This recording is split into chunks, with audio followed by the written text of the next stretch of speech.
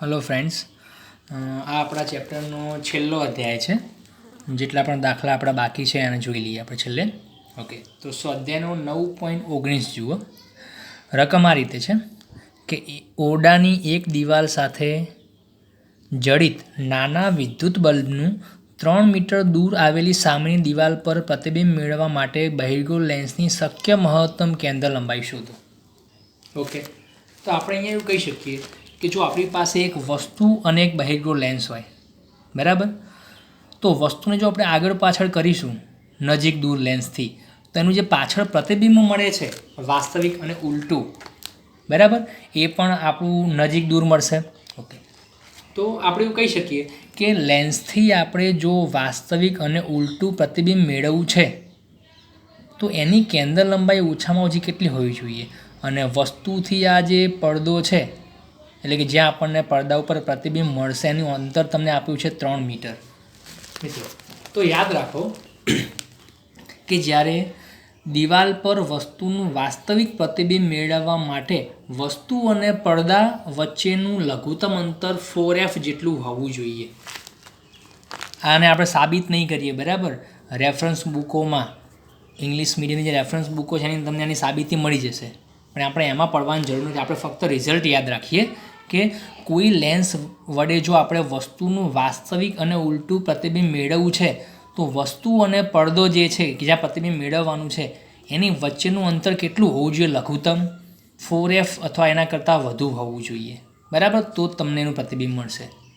Okay, તો અહીંયા કહી શકાય કે આ વસ્તુ છે, આ પ્રતિબિંબ છે એટલે કે પડદો છે, બે વચ્ચે અંતર ધારો કે સ્મોલ ડી છે, તો આ સ્મોલ ડી કોના કરતાં વધુ હોવું જોઈએ? તો ગ્રેટર ધન ઓર ઇક્વલ ટુ 4f, જ્યાં એફ શું છે? જે લેન્સ વાપર્યો છે એની કેન્દ્ર લંબાઈ છે, બરાબર. ઓકે, અને અહીંયા દેખાય છે કે ડી કોના બરાબર છે? તો યુ પ્લસ વી બરાબર થાય. અહીંયા જો આપણે લેન્સ મૂકી દઈએ એફ કેન્દ્ર લંબાઈવાળું, તો આ લેન્સથી વસ્તુનું અંતર યુ છે અને આ જે વધ્યું પડદાનું અંતર લેન્સ ત્યાં શું કહીશું આપણે? વી. તો યુ પ્લસ વી કોના બરાબર થાય? ડી, જે કેટલું હોવું જોઈએ? 4f કરતાં વધુ હોવું જોઈએ. અહીંયા દેખાય છે કે ડી તમને રકમમાં આપ્યો છે 3 મીટર, તો અહીંયા 3 મૂકી દો તો 3 greater than equal to 4f, અને વેલ્યુ મૂકી છે આપણે ઇક્વલ મૂકી દઈએ તો f ઇઝ ઇક્વલ ટુ 3/4 એટલે 0.75 મીટર. એટલે આ લેન્સની કેન્દ્ર લંબાઈ ઓછામાં ઓછી 0.75 મીટર તો હોવી જ જોઈએ કે જેથી આપણને પ્રતિબિંબ જે છે આ પડદા ઉપર મળશે, બરાબર. તો આપણે એક સિમ્પલ એક્ઝામ્પલ છે, રિઝલ્ટ આ જરૂરી છે આની અંદર દાખલામાં, બરાબર. કદાચ ગુજકેરમાં જીનીટમાં પૂછાય તો યાદ રાખવાનું કે 4f કરતાં અંતર વધુ હોવું જોઈએ. ઓકે,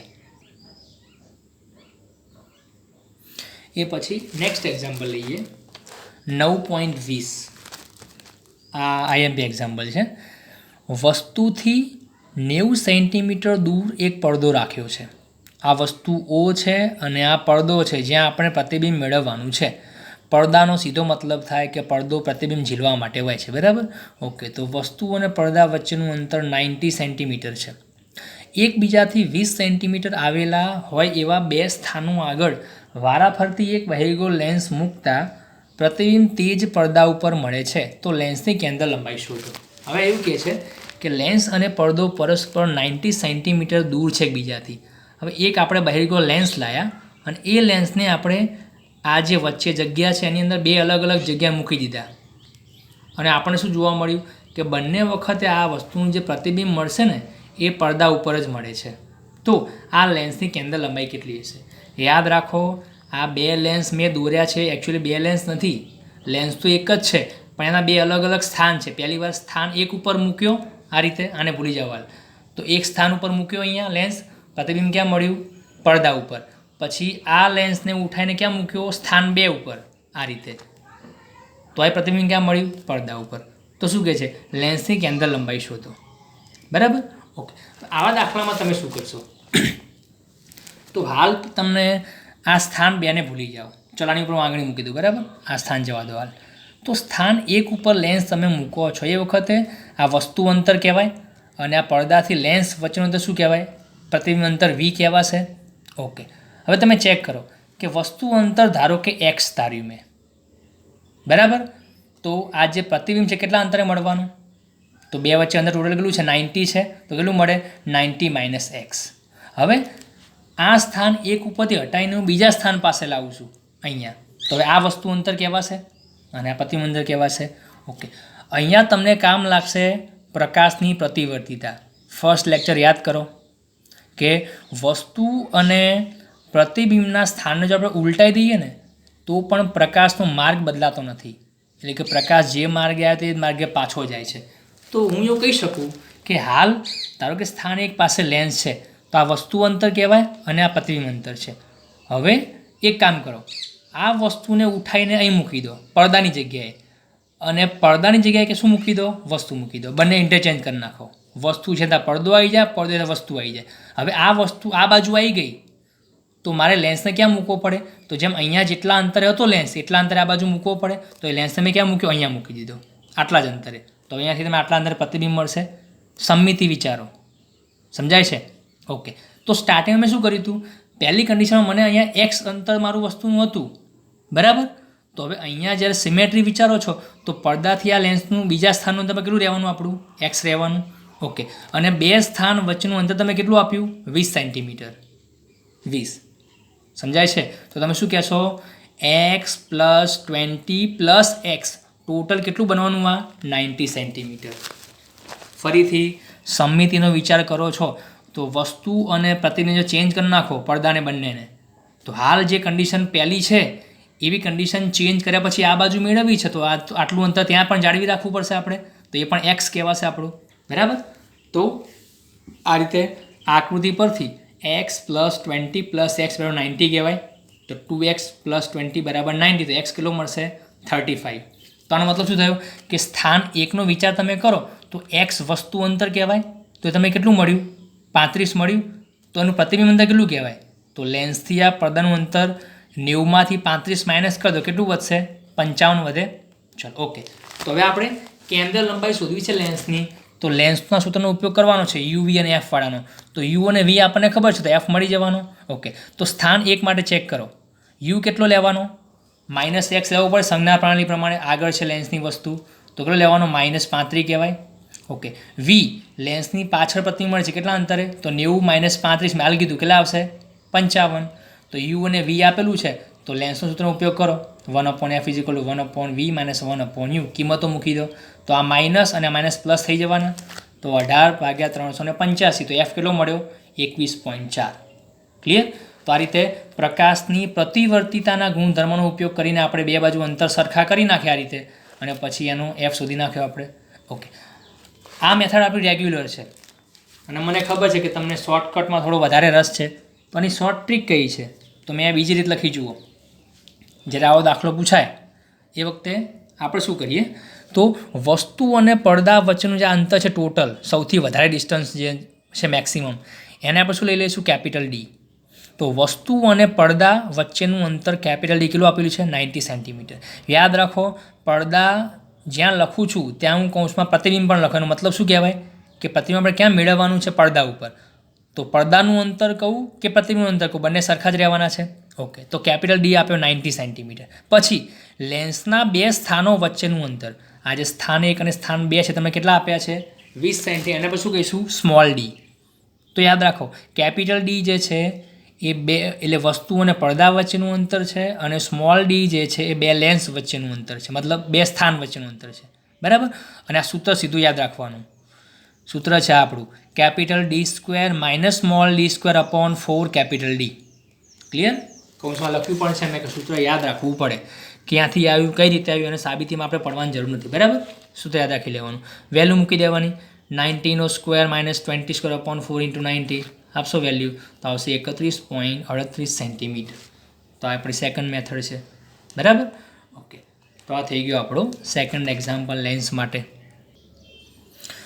હવે આપણે લાસ્ટમાં ચેપ્ટરનો મોસ્ટ આઈએમપી એક્ઝામ્પલ લઈએ. સ્વાધ્યાયનો 9.32 ચેપ્ટરનો છેલ્લો એક્ઝામ્પલ અને આપણો પણ છેલ્લો એક્ઝામ્પલ. રકમ આ રીતે છે, આકૃતિમાં એક બહિર્ગોળ લેન્સ કે જેની બંને બાજુની વક્રતા ત્રિજ્યાઓ સમાન છે, અને વક્રી ભણાંક તમને આપ્યો કાચનો 1.5, તેને પ્રવાહીના સંપર્કમાં સમતલ અરીસા પર મૂકેલો છે. એક નાની સોયને મુખ્ય અક્ષ પર રહે તે રીતે તેનું ઉલટું પ્રતિબિંબ એ સોયના સ્થાને જ દેખાય ત્યાં સુધી ખસેડવામાં આવે છે અને પિનનું લેન્સથી અંતર 45 સેન્ટીમીટર છે. હવે પ્રવાહીને દૂર કરી પ્રયોગનું પુનરાવર્તન કરતાં આ અંતર 30 સેન્ટીમીટર મળે છે. તો પ્રવાહીનો વક્રી ભવનાંક શોધો. દાખલો મોસ્ટ આઈએમપી છે અને થોડો સમજવા લાયક છે. લેન્સના સંયોજનનો એક્ઝામ્પલ છે. તમને શું કીધું? 3નું કોમ્બિનેશન છે. અહીંયા એક કાચનો બહિર્ગોળ લેન્સ મૂકેલો છે, દ્વિબહિર્ગોળ લેન્સ છે, બરાબર, અને એ લેન્સને સમતલ અરીસા ઉપર ગોઠવેલો છે અને વચ્ચે પ્રવાહી નાખેલું છે આ રીતે. તો જુઓ આપણી 3 રચનાઓ બનશે. કઈ કઈ? તો એક કાચનો બહિર્ગોળ લેન્સ, નીચે શું બનશે તમે આકાર ચેક કરો. જુઓ આ જે પ્રવાહી છે, પ્રવાહીનો આકાર, આ સપાટીનો આકાર કેવો છે? વક્ર છે. અને આ આકાર કેવો છે? સીધો આ રીતે છે. તો આપણે એક આવો લેન્સ ભણ્યા હતા આ રીતે, કે એક સપાટી સમતલ હોય અને બીજી વક્ર હોય. આને શું કહેતા હતા આપણે? સમતલ અંતર્ગોળ લેન્સ કહેતા હતા. પણ આ પ્રવાહી છે, કાચ નથી, તો એને શું કહીશું? પ્રવાહીનો સમતલ અંતર્ગોળ લેન્સ. અને નીચે શું છે? સમતલ અરીસો. ક્લિયર? ઓકે. હવે શું કહે છે કે આ જે કોમ્બિનેશન છે આખું, બરાબર, આપણું એની મુખ્ય અક્ષ, આ જે સ્ટ્રેટ લાઇન જાય છે મુખ્ય અક્ષ કહેવાય એની ઉપર આપણે એક પિન મૂકેલી છે, સોય, અને એ સોયને આપણે આમ ઉપર નીચે લઈ જઈએ છીએ આ રીતે, અને એવી જગ્યાએ એને સેટ કરીએ છીએ કે જેથી જ્યાં વસ્તુ છે ને ત્યાં જ એનું પ્રતિબિંબ રચાય, બને એક જ જગ્યાએ. બરાબર. એકચ્યુઅલી આ કઈ રીતે પોસિબલ છે? પ્રતિબિંબ તમને ખબર કઈ રીતે પડે કે વસ્તુની જોડે જ છે? તો એના માટે તમારે પ્રેક્ટિકલ કરવાનો આવશે, બરાબર. લેન્સના અને પ્રિઝમના પ્રેક્ટિકલ આવશે. એ પ્રેક્ટિકલ કર્યા પછી તમને ખ્યાલ આવશે દ્રષ્ટિ સ્થાન ભેદ દૂર કરવાની રીત છે, બરાબર. ઓકે. તો હાલ તમે ખાલી એટલું યાદ રાખો કે જ્યાં વસ્તુ છે ત્યાં જ તમારે પ્રતિબિંબ મેળવવાનું છે, અને જ્યાં એવું મળી ગયું ને ત્યાં તમે પિનને આમ સેટ કરી નાખી, ત્યાં ઊભી રાખી, પિનને મૂકી દીધી, બરાબર. ઓકે. હવે એવું ક્યારે પોસિબલ છે? વસ્તુ જ્યાં હોય ત્યાં જ પ્રતિબિંબ ક્યારે મળે તમને? તો એના માટે કોન્સેપ્ટ જુઓ કેવો છે. ધારો કે આપણે પિનનું પ્રતિબિંબ મેળવ્યું છે આ વસ્તુનું, તો એમાંથી આપણે ધારો કે 2 પ્રકાશના કિરણ આપાત કર્યા, આમ ત્રાંસા જુઓ મેં દર્શાવેલા છે. તો અહીંથી આમ પ્રકાશ ગયો અને લેન્સમાં એન્ટર થયો અને પછી લેન્સમાંથી બહાર નીકળશે. હવે તમને ખબર છે કે બહિર્ગોળ લેન્સની નેચર કેવું છે? પ્રકાશને કેન્દ્રિત કરવાનું. તો જે પ્રકાશ આ લેન્સમાંથી બહાર નીકળશે એને લેન્સ કેવો કરશે? આમ થોડો ભેગો કરશે. અને લેન્સ જેવો પૂરો થયો તરત શું આવી ગયું? પ્રવાહીનો અંતર્ગોળ લેન્સ આવી ગયો. અંતર્ગોળ લેન્સની ટેન્ડન્સી કઈ છે? એ પ્રકાશને વિકેન્દ્રિત કરે, છૂટો પાડશે. તો લેન્સે ભેગો કર્યો, અંતર્ગોળ લેન્સે છૂટો કર્યો, બરાબર. અને અંતમાં જે પ્રકાશ સમતલ અરીસા ઉપર પડે છે એ એક્ઝેક્ટ આમ સીધો પડે. જુઓ સીધો આ રીતે, માની લો નીચે આમ ડ્રો કરું છું, આ આપણો સમતલ અરીસો છે, એની ઉપર પ્રકાશ આમ છેલ્લે અંતમાં આમ પ્રકાશ પડે છે એકદમ સીધો લંબ દિશામાં આ રીતે. તો હવે ચેક કરો કે આ અરીસાને આ પ્રકાશનું કિરણ આ રીતે લંબ દિશામાં એન્ટર થાય તો આનો પરાવર્તન કોણ અને આપાત કિરણ પાછળ કેવું હશે? તો લંબ દોરો સપાટીને, તો આનો આપાત કોણ 0 કહેવાય, તો પરાવર્તન કોણ પણ 0 હશે. તો એની એ ડાયરેક્શનમાં પ્રકાશ આમ પાછો જવાનો આ રીતે જમાવી દિશામાં જ, બરાબર. તો કહેવા શું માગું છું કે પિનમાંથી પ્રકાશના કિરણ જે નીકળ્યા એ બહિર્ગોળ લેન્સ અને આ પ્રવાહીના લેન્સમાંથી બહાર નીકળ્યા પછી અંતમાં જ્યારે સમતલ અરીસા પર પડે છે એ જો આ રીતે પડતા હોય, એમ સીધા આવતા હોય, તો પાછા પણ કેવા જવાના? એ જ માર્ગે. હવે સીધી વસ્તુ છે, જો પ્રકાશ જે માર્ગે આવ્યો એ જ માર્ગે પાછો વળતો હોય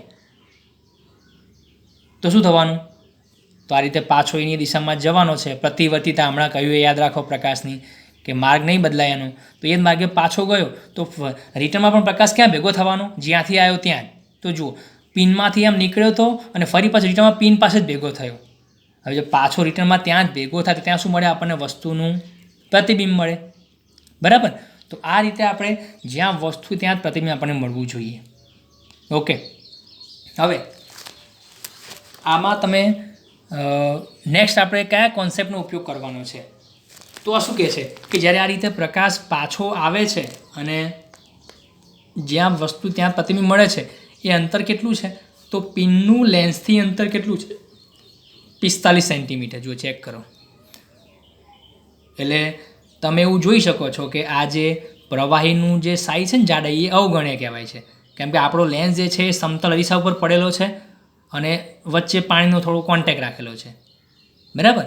તો એ જે અંતર મળ્યું તમને કેટલું મળ્યું? 45 સેન્ટીમીટર.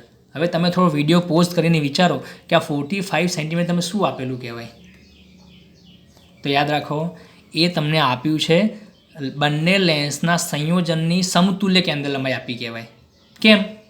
તો તમે થોડું ફોકસ કરો કે આ બે લેન્સ જે છે, એટલે કે આ કાચનો લેન્સ અને આ પ્રવાહીનો લેન્સ, આ બંને પૂરા થાય પછી પ્રકાશ કેવો બને છે? આમ સમાંતર બને છે. જુઓ આ બધા પ્રકાશ, આ કિરણો સમાંતર બને છે. અને રિટર્નમાં પાછો પણ સમાંતર જ જવાનો છે. તો આમ સમાંતર પ્રકાશ પાછો જાય આમ બંને લેન્સ પાસેથી, તો પ્રકાશ ક્યાં ભેગો થાય? તો તમે જાણો છો કે જ્યારે લેન્સ ઉપર સમાંતર પ્રકાશના કિરણાપા થાય મુખ્ય અક્ષને, ત્યારે ભેગા ક્યાં થવાના? લેન્સની પાછળ મુખ્ય કેન્દ્ર ભેગા થવાના. તો આપણે શું કહીશું કે આ જે પાછા ફરતા પ્રકાશના કિરણ છે સમતલ અરીસા ઉપરથી, એ ભેગા મળશે. એ ક્યાં? એ શું હશે? એનું મુખ્ય કેન્દ્ર કહેવાય. તો આ બંનેમાં થઈને પાછા જાય છે, કાચના લેન્સમાંથી અને પ્રવાહી બંનેમાંથી જાય છે. તો આ બંનેની ભેગી કેન્દ્ર લંબાઈ કહેવાશે આપણી. તેને નામ શું આપ્યું આપણે? સમતુલ્ય કેન્દ્ર લંબાઈ. તો જુઓ અહીંયા સંયોજનની સમતુલ્ય કેન્દ્ર લંબાઈ કેટલી કહેવાશે? એફ. કેટલી આપી? 45 સેન્ટીમીટર. સંયોજન મતલબ કોની? તો બહિર્ગોળ લેન્સની, કાચના અને પ્રવાહીના અંતર્ગોળ લેન્સની, બરાબર. ઓકે, ચલો પછી બીજું શું કહે છે કે જો પ્રવાહીને આપણે દૂર કરી નાખીએ અને પ્રયોગનું પુનરાવર્તન કરીએ તો આ અંતર 30 સેન્ટીમીટર મળે છે. હવે તમે ચેક કરો કે આ જે રેડ કલરનું જે પ્રવાહી છે એને આપણે લઈ લઈએ અને ફક્ત બહિર્ગોળ લેન્સ હોય અને અરીસો હોય, બરાબર. અને એ વખતે પ્રયોગનું ફરીથી પુનરાવર્તન કરીએ અને જ્યાં વસ્તુ છે ત્યાં તમારે ફરીથી પણ પ્રતિબિંબ મેળવવું છે, તો એક તે કેવી કન્ડિશન આવશે? તો એ વખતે પણ સમતલ અરીસા ઉપર પડતો પ્રકાશ તો કેવો આવવાનો? આ રીતે સીધો આવશે. આ રીતે રિટર્નમાં પણ કેવો જવાનો? સીધો. હવે એ વખતે પ્રકાશના માર્ગમાં ફક્ત કેટલો લેન્સ આવવાનો? એક જ લેન્સ. ફક્ત કયો? આ બહિર્ગોળ. તો એ વખતે આ કેન્દ્ર લંબાઈ કોની કહેવાશે? જસ્ટ બહિર્ગોળ લેન્સની. તો યાદ રાખો તમને આ 45 સેન્ટીમીટર અને 30 સેન્ટીમીટર શું આપેલું છે? એક પ્રકારની કેન્દ્ર લંબાઈઓ છે, પણ કોની? તો 45 એ બંને લેન્સની સંયોજનની છે, જ્યારે 30 સેન્ટીમીટર ફક્ત કોની છે? આ બહિર્ગોળ લેન્સની છે. ક્લિયર? તો હવે આ કોન્સેપ્ટ તમે સમજ્યા પછી દાખલો ઘણો ઇઝી છે. એમાં ડેટામાં લખી જુઓ. બહિર્ગોળ લેન્સની કેન્દ્ર લંબાઈ F1 ધારી લઈએ. કેટલી આપી? 30. પ્રવાહીના સમતલ અંતર્ગોળ લેન્સની કેન્દ્ર લંબાઈને આપણે F2 ધારી લઈએ, જે આપણને આપી નથી, બરાબર. અને સંયોજનની કેન્દ્ર લંબાઈ આપી છે F 45. તો જુઓ સંયોજનની આપી છે અને બે લેન્સમાંથી એકની આપી તો બીજાની મળી જવાની. આપણે એપ્લાય કરીએ સંયોજનનું સૂત્ર લેન્સનું 1/f = 1/f1 + 1/f2. F2 શોધવો છે, એને કરતા બનાવો તો 1/f - 1/f1 લખાય. 1/f કેટલો છે? 45. F1 કેટલો છે? 30. 1/45 - 1/30 કેટલો આવશે? -1/90. અને એનો વ્યસ્ત કરી નાખો તો F2 બરાબર -90 સેન્ટીમીટર. માઇનસ તો રહેશે આવ્યું. તો જુઓ F2 -90 મળો. ચેક કરો આન્સર તમારો સંજ્ઞા પ્રણાલી પ્રમાણે ઓકે છે કે નહીં? તો કે આ ઓકે છે, કેમ કે પ્રવાહીનો લેન્સ જે છે આપણો એ કેવો છે? અંતર્ગોળ છે. અને મેં કહ્યું હતું કે અંતર્ગોળ લેન્સની કેન્દ્ર લંબાઈ કેવી હોય? માઇનસ. તો મળી ગયો -90 સેન્ટીમીટર. ઓકે, તો આપણે શું કર્યું? બંને લેન્સની અલગ અલગ સેપરેટ કેન્દ્ર લંબાઈ શોધી નાખી, બરાબર, સંયોજનના સૂત્રનો ઉપયોગ કરીને. હવે નેક્સ્ટ શું કરવાનું છે? આપણો ટાર્ગેટ શું છે? પ્રવાહીનો વક્રી ભવનાંક શોધવાનો છે આપણે. તો અહીંયા આપણે લેન્સ મેકર્સ ફોર્મ્યુલાનો ઉપયોગ કરવાનો છે. તો બંને લેન્સ માટે, કાચના અને આ પ્રવાહીના લેન્સ માટે આપણે લેન્સ મેકર્સ ફોર્મ્યુલા એપ્લાય કરી નાખીએ, બરાબર. ઓકે, તો જુઓ અહીંયા કાચના લેન્સ માટે શું લખાય? તો બંને સાઈડની ત્રિજ્યાઓ સમાન છે. R છે, આ પણ R છે. એકને આપણે R1 કહીએ, બીજાને R2 કહીએ, બરાબર. તો જુઓ અહીંયા કાચના લેન્સ માટે R1 તરીકે R અને R2 તરીકે -R લેવું પડે સંજ્ઞા પ્રણાલી પ્રમાણે. તો લેન્સ મેકર્સ ફોર્મ્યુલા શું મળશે? 1/f1.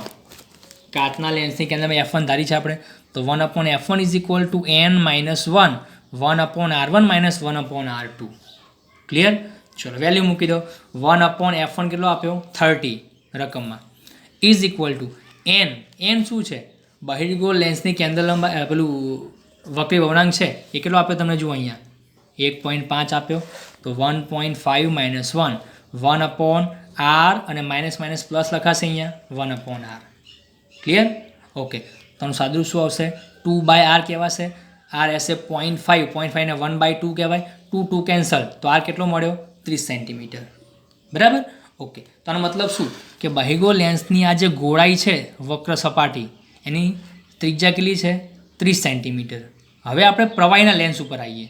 હવે તમે ચેક કરો કે પ્રવાહીના લેન્સની આ જે સાઈડ છે, આ વક્ર સાઈડ, એ ત્રિજ્યા કેટલી થવાની? r બરાબર થવાની. કેમ કે એની વક્રતા જે છે બહિર્ગોળ લેન્સ જ બનાવે છે એક પ્રકારે, તો એનો r પણ કેટલો થવાનો? 30. અને એક સપાટીની ત્રિજ્યા કેટલી થવાની? ઇન્ફિનિટી, કેમ કે સમતલ છે અહીંયા સ્ટ્રેટ લાઇન. ઓકે, તો હવે લઈએ આપણે પ્રવાહીના અંતર્ગોળ લેન્સ માટે લેન્સ મેકર ફોર્મ્યુલા એપ્લાય કરીએ. તો 1/f2 ઇઝ ઇક્વલ ટુ, હવે જે પ્રવાહી છે એનો વક્રી વળાંક લઈ લઈએ આપણે n ડેશ. બરાબર? તો n dash minus 1/r1 minus 1/r2. Clear? કેમ કે અહીંયા જે લેન્સ છે આપણો પ્રવાહીનો છે, તો અહીંયા પ્રવાહીનો વક્રી વળાંક લેવાશે. અહીંયા ઓકે, વેલ્યુ મૂકી દો. 1/-90 is equal to n dash minus 1 બ્રેકેટમાં 1/r1 તરીકે માઇનસ r લેવાશે અને r2 તરીકે ઇન્ફિનિટી લેવાશે. મેં તમને કહ્યું હતું કે બહિર્ગોળ કરતાં અંતર્ગોળમાં ઊંધું હોય છે. બહિર્ગોળમાં તમે r1 ને પોઝિટિવ લો છો, r2 નેગેટિવ લો છો. પેલામાં ઊંધું, r1 નેગેટિવ, r2 પોઝિટિવ. તો r1 તરીકે માઇનસ r છે અને r2 તરીકે ઇન્ફિનિટી છે, તો આ તો 0 થઈ જવાનું. અહીંયા રહેશે -1/r માઇનસ 1/90. ક્લિયર? વેલ્યુ મૂકી દો. તો -1/90 is equal to n dash minus 1 એમનો એમ અને -1/r કેટલો છે ઉપર? 30 શોધ્યો આપણે આ રીતે. બે બાજુ માઇનસ માઇનસ કેન્સલ થઈ જવાના. 30 તરી 90, એટલે અહીંયા 1/3 is equal to n dash minus 1 કહેવાશે. 1 ને આ બાદ લઈ જાઓ તો 1/3 પ્લસ 1 કેટલો આવશે? 4/3, એટલે કે 1.33. તો આનો મતલબ શું થયો કે આ જે પ્રવાહી છે એ કયું હશે? આપણું પાણી હશે, કેમ કે પાણીનો વક્રી વળાંક 1.33 હોય છે. બરાબર? તો આ થઈ ગયા આપણા 3 લેન્સના એક્ઝામ્પલ. એમાં જે છેલ્લું એક્ઝામ્પલ છે એ મોસ્ટ આઈએમપી છે. બરાબર? લેન્સના સંયોજનનું એક્ઝામ્પલ છે. ઓકે, તો અહીંયાથી આપણું ચેપ્ટર ક્લિયર કરીએ છીએ. કદાચ જો કોઈ પોઈન્ટ બાકી રહી ગયું અને સમજણ ના પડતી હોય તો મને વોટ્સએપમાં જાણ કરજો, જેથી આપણે એની ઉપર પણ એક વિડીયો બનાવીએ. બરાબર? નેક્સ્ટ આપણે હવે નવું ચેપ્ટર સ્ટાર્ટ કરીએ, chapter number 2. Okay, till then good bye.